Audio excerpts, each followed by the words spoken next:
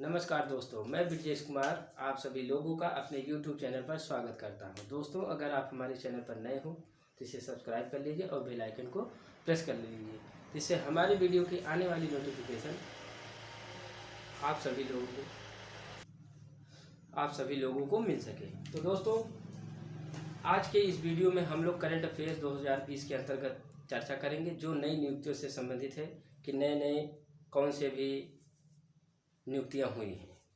तो दोस्तों, हम भारत के प्रधानमंत्री, राष्ट्रपति, उपराष्ट्रपति इन सभी को छोड़ करके बाकी जो कम हाईलाइटेड होते हैं उन्हीं के विषय में हम लोग चर्चा करेंगे।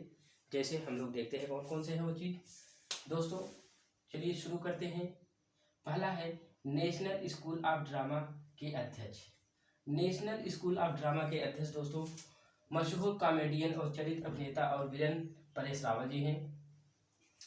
और आगे देखते हैं यूपीएससी के अध्यक्ष यानी दोस्तों संघ लोक सेवा आयोग के अध्यक्ष जो वर्तमान में है प्रदीप कुमार जोशी जी हैं। ये दोस्तों संविधान के आर्टिकल 315 में रखा गया है। मोस्ट इम्पॉर्टेंट है, कभी कभी एग्जाम में यही पूछ लेता है कि संघ लोक सेवा आयोग का उल्लेख संविधान के किस अनुच्छेद में है, तो वो दोस्तों 315 अनुच्छेद में है। आगे देखते हैं पीटीआई। पीटीआई यानी दोस्तों प्रेस ट्रस्ट ऑफ इंडिया, यानी भारत का जो सबसे बड़ा समाचार संस्था है, उसके जो अध्यक्ष हैं वो अविक सरकार है। आगे देखते हैं नियंत्रक महालेखा परीक्षक। नियंत्रक महालेखा परीक्षक दोस्तों गिरीश मुर्मू है। गिरीश चंद्र मुर्मू भी कहीं कहीं लिखा रहता है, गिरीश मुर्मू। ये दोस्तों संविधान के आर्टिकल 143 ईस्वी में इसका उल्लेख किया गया है। इनकी नियुक्ति दोस्तों राष्ट्रपति करता है। आगे देखते हैं नाबार्ड के अध्यक्ष। नाबार्ड के अध्यक्ष दोस्तों गोविंद राजोलू चिंताला है। और दोस्तों एनएसजी के महानिदेशक यानी NSG national security guard, national security guard. ये दोस्तों हम लोगों ने देखा था इसके पहले 26/11 की जो घटना हुई थी मुंबई में ओबराय होटल में, वहाँ पे यही कमांडो आए थे, एनएसजी नेशनल सिक्योरिटी गार्ड। ये दोस्तों इसके जो महानिदेशक हैं अनूप कुमार सिंह हैं। इसकी जो स्थापना हुई दोस्तों 1986 ईस्वी में हुई।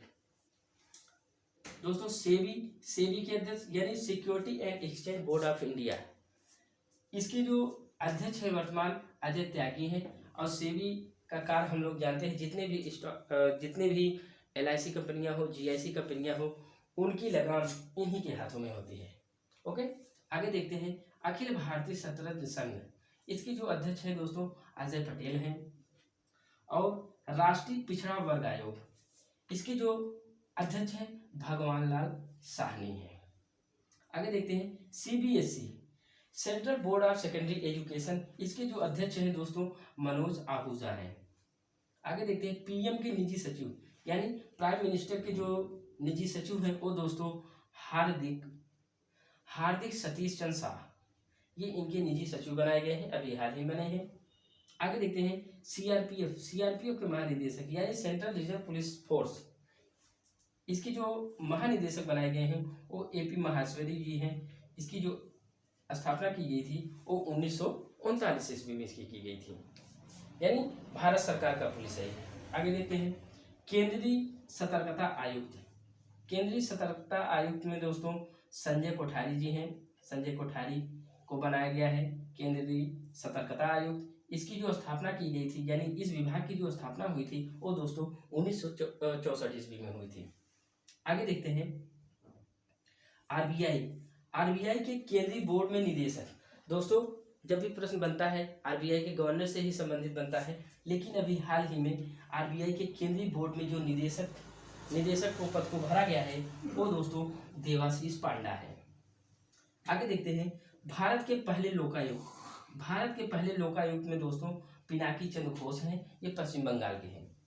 आगे देखते हैं आरबीआई के गवर्नर, ये मोस्ट इंपॉर्टेंट है। आरबीआई के गवर्नर दोस्तों शक्तिकांत दास हैं। मोस्ट इंपॉर्टेंट ये है दोस्तों कि आरबीआई की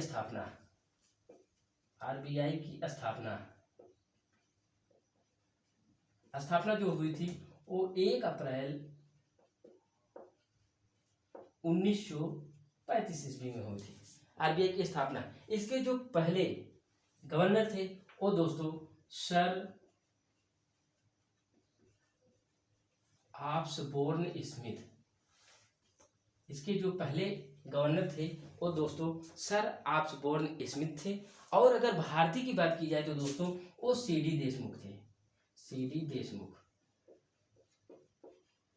मोस्ट इंपॉर्टेंट है दोस्तों इसकी जो यानी आरबीआई बैंक की जो स्थापना हुई थी वो दोस्तों हिल्टन यंग आयोग के सिफारिश के द्वारा इसकी स्थापना हुई थी। जब स्थापना हुई थी दोस्तों तो उस समय 5 करोड़ की पूंजी से इसकी स्थापना की गई थी, 5 करोड़ की पूंजी से इसकी स्थापना की गई थी। और दोस्तों एक इम्पॉर्टेंट बात यह है कि इसका मुख्यालय दोस्तों मुंबई में है।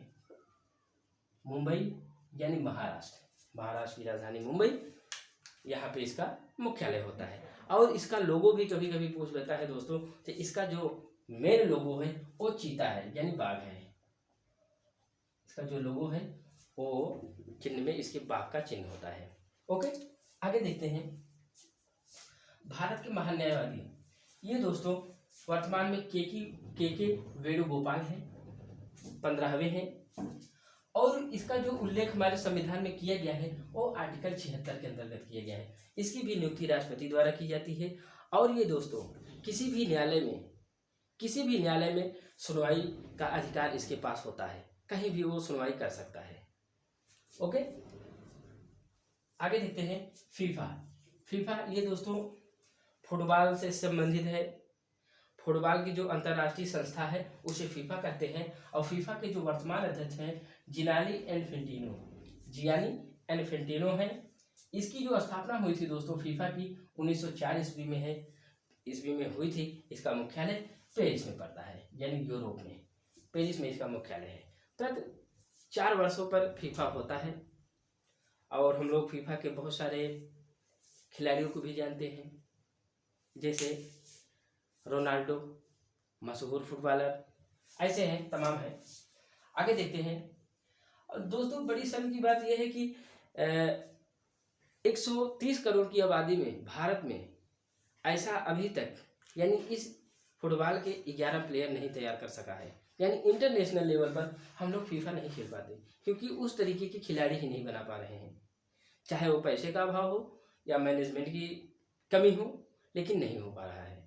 ओके, आगे देखते हैं आईसीसी के सीईओ यानी इंटरनेशनल क्रिकेट काउंसिल। इसकी जो सीईओ है वो मनु साहनी है। और दोस्तों आईसीसी के अध्यक्ष दोस्तों इमरान ख्वाजा है। इसकी आईसीसी की स्थापना 1909 ईस्वी में हुई थी और इसका जो हेडक्वार्टर है वो दोस्तों दुबई में है। आगे देखते हैं हॉकी टीम पुरुष के कोच जो बने हैं दोस्तों वो ग्राहम रीड हैं। और क्रिकेट कोच जो पुरुष के हैं वो रवि शास्त्री हैं। आगे देखते हैं बीसीसीआई के अध्यक्ष दोस्तों सौरव गांगुली हैं। भारतीय क्रिकेट कंट्रोल बोर्ड, इसके जो अध्यक्ष हैं सौरव गांगुली हैं। आगे देखते हैं एलआईसी के अध्यक्ष यानी life insurance corporation of India. इसके जो अध्यक्ष हैं दोस्तों MR कुमार। और एलआईसी की जो स्थापना हुई थी वो दोस्तों 1956 ईस्वी में हुई थी। आगे देखते हैं लोक लेखा समिति के अध्यक्ष अधीर रंजन चौधरी हैं। आगे देखते हैं केंद्रीय फिल्म प्रसारण बोर्ड, इसके जो अध्यक्ष बने हैं दोस्तों संगीतकार प्रसून जोशी जी बने हैं। और रेलवे बोर्ड का अध्यक्ष, ये दोस्तों बहुत ही इंपॉर्टेंट है, रेलवे बोर्ड का जो अध्यक्ष बने हैं वो विनोद कुमार यादव जी हैं। कहीं कहीं VK यादव भी होता है, तो वो विनोद कुमार यादव है। आगे देखते हैं 15वें वित्त आयोग, इसके जो अध्यक्ष हैं दोस्तों NK सिंह है। अब मोस्ट इंपॉर्टेंट ये है कि वित्त आयोग का जो गठन संविधान के अनुच्छेद 280 में वर्णित है, 280 में वर्णित है। और इसके जो अध्यक्ष की नियुक्ति करते हैं वो राष्ट्रपति महोदय करते हैं। ओके, आगे देखते हैं निर्वाचन आयुक्त दोस्तों एक मेन होता है, 2 उसके नीचे के होते हैं। तो निर्वाचन आयुक्त जो मुख्य है वो वर्तमान में सुनील अरोड़ा जी हैं। और इसे संविधान के आर्टिकल 324 में रखा गया है। ओके, 324 से 329 तक। आगे देखते हैं 7वें वेतन आयोग, इसके जो अध्यक्ष बने हैं दोस्तों वो अशोक कुमार माथुर जी हैं। 7वें वेतन आयोग प्रति 10 वर्षों में इस वेतन आयोग का गठन किया जाता है। ओके, आगे देखते हैं सर्वोच्च न्यायालय के मुख्य न्यायाधीश। दोस्तों सर्वोच्च न्यायालय में बहुत सारे मुख्य न्यायाधीश होते हैं, लेकिन मुख्य की हम बात कर रहे हैं तो मुख्य में दोस्तों शरद अरविंद बोबडे हैं। और इसका जो सर्वोच्च न्यायालय का जो उल्लेख किया गया है वो संविधान के आर्टिकल 124 में किया गया है। 124 ईस्वी में इसका वर्णन किया गया है सर्वोच्च न्यायालय का। दोस्तों जितना हमने बताया है इससे ज़्यादा कुछ नहीं आ सकता। ये बहुत मोस्ट हमने लिखा है इस व्हाइट बोर्ड में। और एक बार अगर आप परीक्षा देने के पहले अगर इसे एक बार देख लेंगे तो सारा प्रॉब्लम सॉल्व है, कोई भी प्रश्न यहाँ से नहीं छूट सकता। ओके, और एक आध दो देख लेते हैं दोस्तों जो इम्पोर्टेंट है, जानना बहुत ज़रूरी है, देख लेते हैं वो क्या क्या है। पहले तो दोस्तों थल सेनाध्यक्ष, थल सेनाध्यक्ष भारत के थल सेनाध्यक्ष दोस्तों इस समय जो वर्तमान में है मनोज मुकुंद रणवये है। मनोज मुकुंद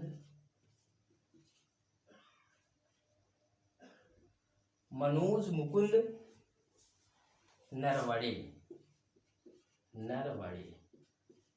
ये मोस्ट इंपॉर्टेंट है। तीनों सेनाओं के अध्यक्षों के बारे में हमें जानकारी रहनी चाहिए।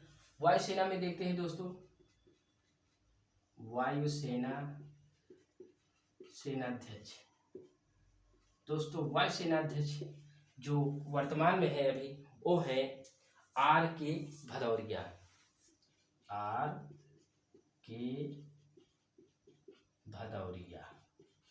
ये वायुसेना है। और दोस्तों नौसेना को देखते हैं, नौसेनाध्यक्ष वर्तमान में दोस्तों नौसेनाध्यक्ष जो है एडमिरल करमवीर सिंह। एडमिरल करमवीर सिंह। दोस्तों लगभग जितने भी भारत के बड़े बड़े पोस्ट हैं हम लोगों ने देख लिया। अब बचा कुछ नहीं, बचता है पीएम नरेंद्र मोदी हैं, श्री नरेंद्र मोदी। और दोस्तों राष्ट्रपति ये हैं श्री रामनाथ कोविंद।